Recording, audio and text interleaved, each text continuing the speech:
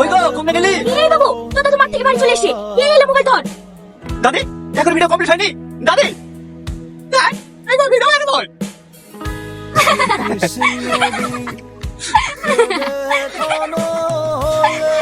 হাসি কি দেখি?